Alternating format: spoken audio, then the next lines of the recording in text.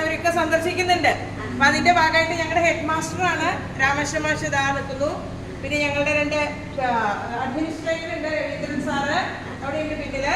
പിന്നെ 2 PTA vice പ്രസിഡന്റും MPTA പ്രസിഡന്റും ഉണ്ട്, അവർ 2 പേരുണ്ട്.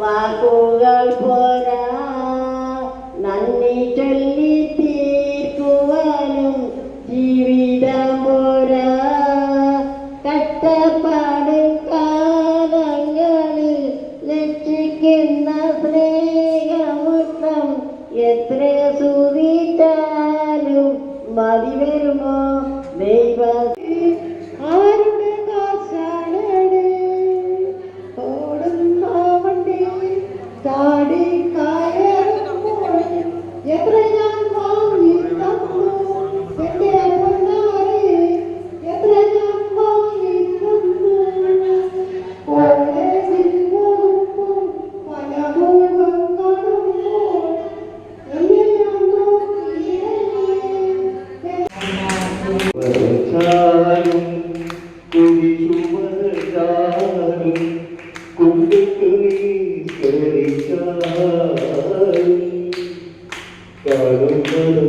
നമസ്കാരം.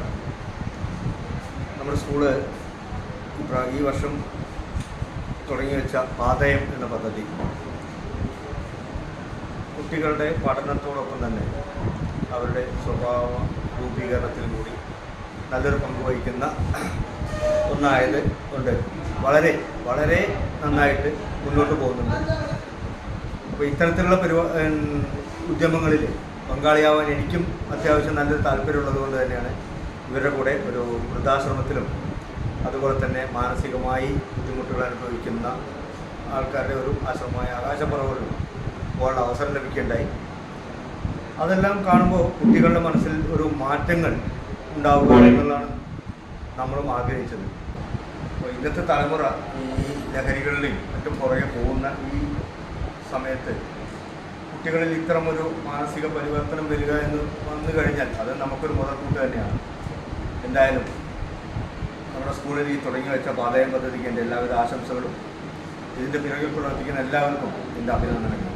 പ്രിയമുള്ളവരെ, പള്ളിക്കുറുപ്പ് ശബരി സ്കൂളിലെ വിദ്യാർത്ഥികളുടെ കൂട്ടായ്മയായ പാതയും ചായത്തി കൂട്ടായ്മയുടെ പ്രവർത്തനങ്ങൾ വളരെ മാതൃകാപരമായ പ്രവർത്തനങ്ങളാണ് കാഴ്ചവെച്ചുകൊണ്ടിരിക്കുന്നത്. അതിൽ ഞാനും അഭിമാനം കൊള്ളുന്നു. അവരുടെ പ്രവർത്തനത്തിൻ്റെ ഭാഗമായി ആകാശപ്പറവയിലെ മാനസിക പ്രശ്നങ്ങൾ അനുഭവിക്കുന്ന ആളുകളെ കാണാൻ സന്ദർശിക്കാൻ പോയപ്പോൾ എനിക്കും അവരുടെ കൂടെ പോകാനൊരു അവസരം ലഭിക്കുകയുണ്ടായി. അവിടെയുള്ള മാനസിക പ്രശ്നങ്ങൾ അനുഭവിക്കുന്ന ആളുകളുടെ പ്രയാസങ്ങളും ദുരിതങ്ങളും ജീവിത സാഹചര്യങ്ങളും എല്ലാം നമ്മുടെ മക്കൾക്ക് മനസ്സിലാവുകയും ഒരു നേരത്തെങ്കിലും അവരെ സന്തോഷിപ്പിക്കാൻ നമ്മുടെ മക്കൾക്ക് കഴിഞ്ഞു. അതുപോലെ തന്നെ ഭാവിയിൽ സമൂഹത്തിലെ ഇത്തരം ദുരിതങ്ങൾ അനുഭവിക്കുന്നവരും മാനസിക പ്രശ്നങ്ങൾ അനുഭവിക്കുന്നവരൊക്കെ നമ്മുടെ മക്കൾക്ക് സന്തോഷിപ്പിക്കാനും വാത്സല്യം കൊണ്ടും സ്നേഹം കൊണ്ടും അവരൊക്കെ സന്തോഷിപ്പിച്ച് ജീവിതത്തിൻ്റെ നല്ല രീതിയിലേക്ക് അവരൊക്കെ കൊണ്ടുവരാൻ നമ്മുടെ മക്കൾക്ക് കഴിയട്ടെ എന്ന് ആത്മാർത്ഥമായി പ്രാർത്ഥിക്കുന്നു.